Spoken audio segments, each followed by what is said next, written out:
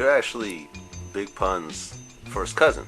No, not this. Actually, second. Second cousin. It's kind of like through marriage and like he raised me. You know what I mean? Pun raised you. Yeah, basically him. Well, I used to live in the attic over in St. Lawrence.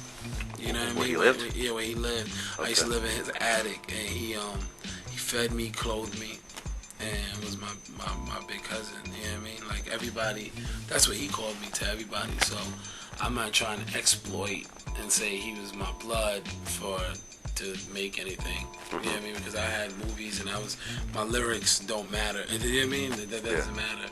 I just want to speak his name as much as I can.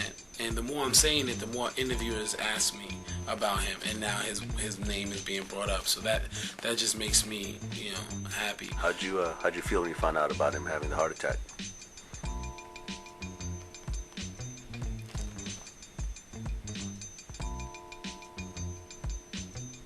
I don't even know. It was a blank. When I found out, I think some kid told me. I was playing the drums. I was a drummer, and I was in college. And some kid said, "Yo," some kid stopped the performance because he got a call. Stopped it, and it wasn't like a performance. It was like practice. And some kid stopped it and walked over to me, and told me that he found out that Pun died. And I walked for a little minute and I fell to the ground because I knew it was true, and he wasn't the type of person where people put rumors on him. He wasn't a rumor guy, you know what I mean? Somebody said that something happened to Wyclef like 2 weeks ago on Twitter, and it was like, you know what I mean? Or Maya Angelou rushed to the hospital. Everybody on Twitter says she's dead. But so when it happened, I knew it was true, and I felt. You understand? Big Pun was the type of person that always, when he was awake, he was always slapping somebody or cracking jokes or loud.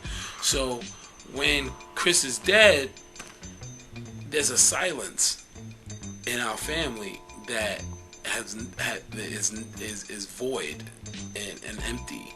And if you feel emptiness in anything, from your belly to your home to anything, you can feel it missing, and it does something to you, psychologically. And that's what it did. I completely crumbled. I'd give anything to have him back, even for an hour. Like, I talked to a lot of people, being at SRC. And from what I understand, he went to the clinic to lose weight, but then he ended up missing his kids, came back, and by the time, right before he died, he had actually gained all the weight back and then some. I actually heard he was kind of in pretty bad shape before to the point where he couldn't even stand up by himself. He had to lie down in the studio. It was like... Well, what happened was, when he lost weight, when you start to lose that much weight, what you're really doing is retaining a lot of water. Your enzymes break up your food and give you the minerals that you need and the bad crap that you don't. So what he lost was a lot of just water. So that's why he said, I lost 100 pounds, I'm trying to live. Yeah. He lost 100 pounds of liquid that was in him. It sucked out of him. When he came, so it's that easier to gain that back because it is just liquid. You know what I mean? And so when he came back, he gained it all back. And the ironic thing is, sort of like Malcolm X, in the sense that he was across the street from a hospital when he died. And